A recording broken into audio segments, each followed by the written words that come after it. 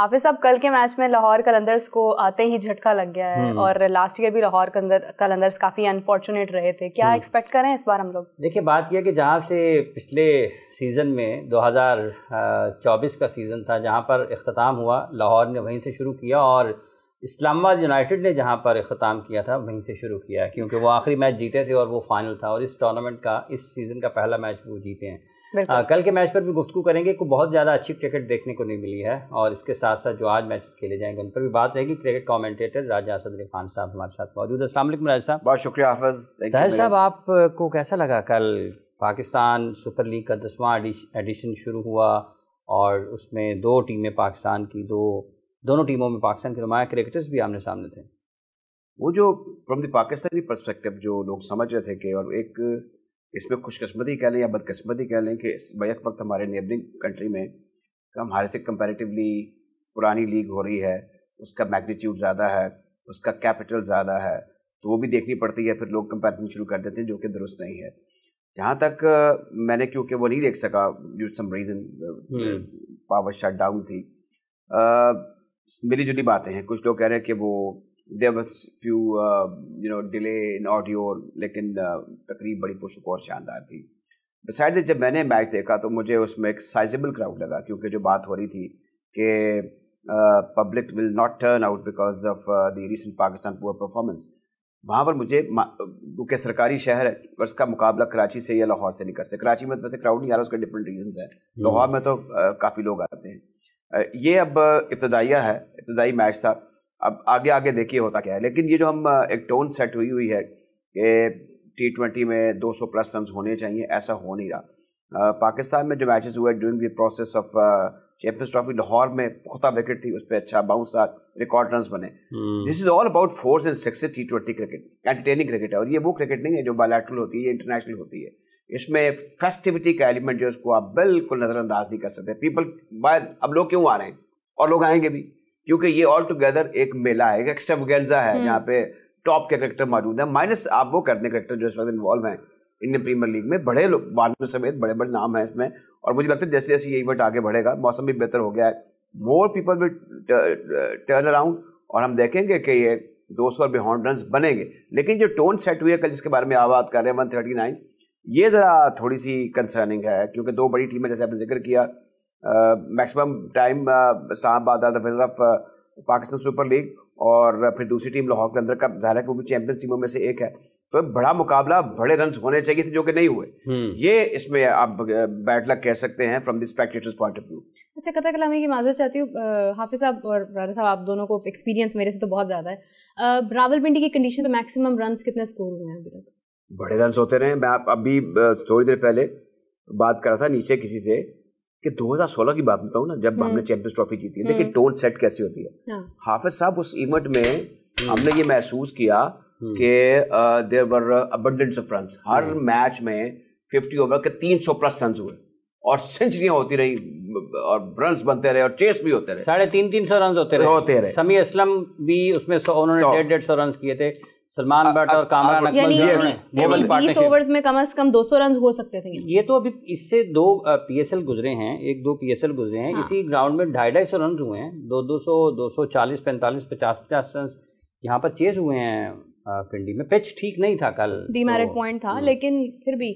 دوسری بات ایک اور میرے مائنڈ میں آ رہی تھی, بڑی حیرت مجھے ہو رہی تھی دیکھ کر کہ ہمارے کھلاڑی PSL کے اندر پرفارمنسز دیتے ہیں, کچھ کرتے ہیں, انٹرنیشنلی بالکل ہی ڈفرینٹ ہوتے ہیں. اعظم خان نے کل فیلڈنگ بہت اچھی کی ہے اور Azam Khan was somewhere the reason in USA when we lost. Like USA کے اندر جو ہماری جو شکست ہوئی ہے اس میں بہت سارے کیچز اعظم خان نے ڈراپ کیے.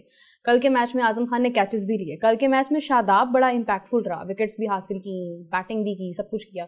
لیکن یہی پلیئرز اپنے میدانوں میں جب انٹرنیشنل کرکٹ ہو رہی ہوتی ہے, جب ICC ٹورنامنٹ ہو رہا ہوتا ہے, وہاں پر پرفارم نہیں کر پاتے ہیں. انفیکٹ بائیلیٹرل سیریز میں پرفارم نہیں کر پاتے ہیں. PSL کے اندر کیسے سب کچھ ہو جاتا ہے؟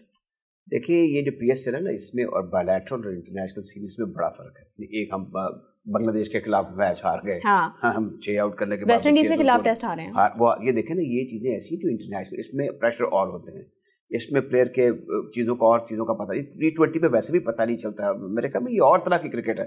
مجھے یاد ہے 2005 میں مجھے فیصل آباد میں اس وقت جو چیئرمین صاحب تھے نسیم شہریار خان, کہنے لگے یہ کوئی پراپر کرکٹ نہیں, یہ آن ریکارڈ ہے, یہ پراپر کرکٹ نہیں ہے, T20 یہ کیا ہے.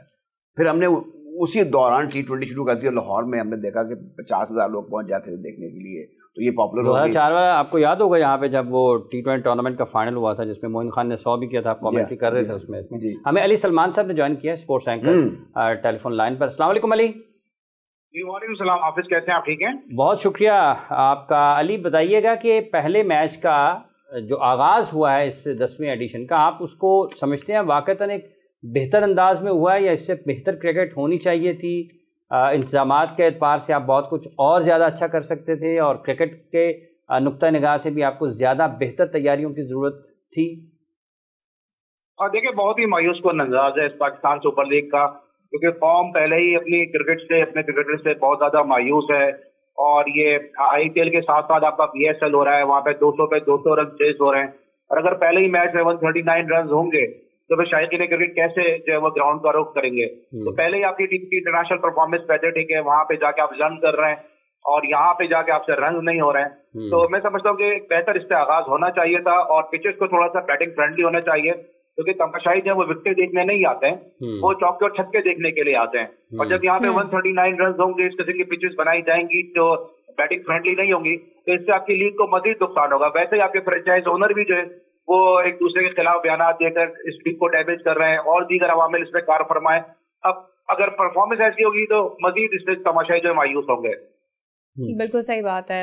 ایک اور چیز میں جاننا چاہوں گی, ابھی یہی سوال میں یہاں پر آپ کے آنے سے پہلے بھی کر رہی تھی کہ ہمیں پرفارمنسز PSL میں نظر آتی ہیں کچھ بالکل different, rear performances. Azam Khan کی پرفارمنس ہے, شاداب کی پرفارمنس ہے, وکٹس ہیں ان کی, لیکن یہی پلیئرز جب انٹرنیشنلی پرفارم کرتے ہیں even on the home grounds, تب ان کو کیا ہو جاتا ہے, کون سا پریشر ہوتا ہے ان کے اوپر؟